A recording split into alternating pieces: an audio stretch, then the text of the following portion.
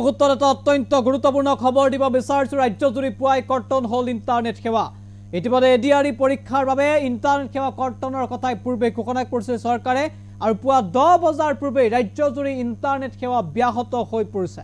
ইতিমধ্যে পৰীক্ষা অনুষ্ঠিত হৈছে আৰু প্ৰায় 11 লাখ পৰীক্ষাৰ্থী অৱতীৰ্ণ হৈছে পৰীক্ষাত চাৰিওফালে কটকটীয়া নিৰাপত্তা বেষ্টনী গঢ়ি তোলা হৈছে আৰু তাৰ মাজতে এতিয়া সমগ্ৰ ৰাজ্যত ব্যাহত হৈ পৰিছে ইণ্টাৰনেট সেৱা এই খবৰ এনিটক দৰ্শকৰ বাবে লৈ আহিছো আমি জনাইছো গুৰুত্বপূৰ্ণ খবৰ ৰাজ্যজুৰি পুৱাই কৰ্তন হল ইণ্টাৰনেট সেৱা 10 বজাৰ পূৰ্বে কৰ্তন কৰা হল ইণ্টাৰনেট আজি তৃতীয় শ্ৰেণী পদৰ নিযুক্তি পৰীক্ষা অনুষ্ঠিত হৈছে ৰাজ্যত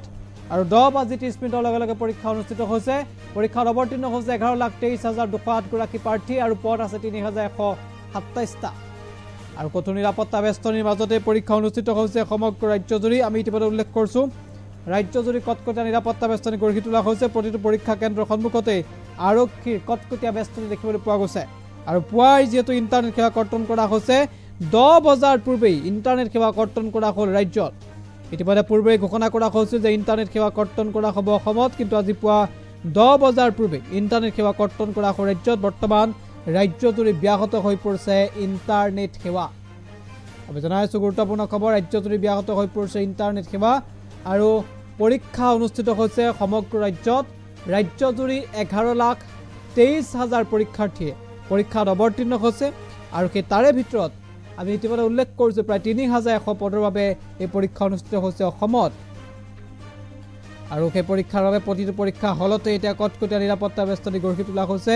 গাঁৱে ভূঞে যিসমূহ চেণ্টাৰ আছে পৰীক্ষাৰ যি কেন্দ্ৰ আছে সেই পৰীক্ষা কেন্দ্ৰ সমূহতো কটকটীয়া নিৰাপত্তা বেষ্টনী গঢ়ি তোলা হৈছে তৃতীয় বৰ্গৰ পৰীক্ষাৰ বাবে আজি যিহেতু সমগ্ৰ ৰাজ্যজুৰি কটকটীয়া নিৰাপত্তা বেষ্টনীৰ লগতে ইণ্টাৰনেট সেৱা কৰ্তন কৰা হৈছে মাত্ৰ কেইটামান মুহূৰ্তৰ পূৰ্বে ৰাজ্যজুৰি কৰ্তন কৰা হৈছে ইণ্টাৰনেট সেৱা পুৱা 10 বজাৰ পূৰ্বে ৰাজ্যত ব্যাহত হৈ পৰিছে ইণ্টাৰনেট সেৱা পৰীক্ষাৰ বাবে ইণ্টাৰনেট সেৱা ব্যাহত হোৱাৰ কথা ইতিমধ্যে পূৰ্বে ঘোষণা কৰা হৈছিল আৰু সেই নিৰ্দেশনা অনুসৰি ৰাজ্যজুৰি ইণ্টাৰনেট সেৱা কৰ্তন কৰা হ'ল ইতিমধ্যে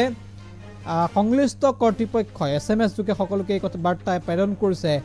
যে ইণ্টাৰনেট সেৱা ৰাজ্যজুৰি কৰ্তন কৰা হৈছে আৰু আমি ইতিমধ্যে উল্লেখ কৰিছো এই মুহূৰ্তত সমগ্ৰ পৰীক্ষা কেন্দ্ৰসমূহত কটকটীয়া নিৰাপত্তা বেষ্টনী গঢ়ি তোলা হৈছে প্ৰতিটো পৰীক্ষা কেন্দ্ৰতে কটকটীয়া নিৰাপত্তা বেষ্টনী দেখিবলৈ পোৱা গৈছে আৰক্ষী মোতায়েন কৰা হৈছে পৰীক্ষা হলসমূহত যাতে কোনো ধৰণৰ কুচক্ৰান্ত বা কোনো ধৰণৰ নকল বা কোনো ধৰণৰ খেলিমেলিৰ সৃষ্টি হ'ব নোৱাৰে বা বিসংগতি বা বেমেজালি হ'ব নোৱাৰে তাৰ বাবে ইতিমধ্যে সষ্টম হৈ পৰিছে আৰক্ষী প্ৰশাসন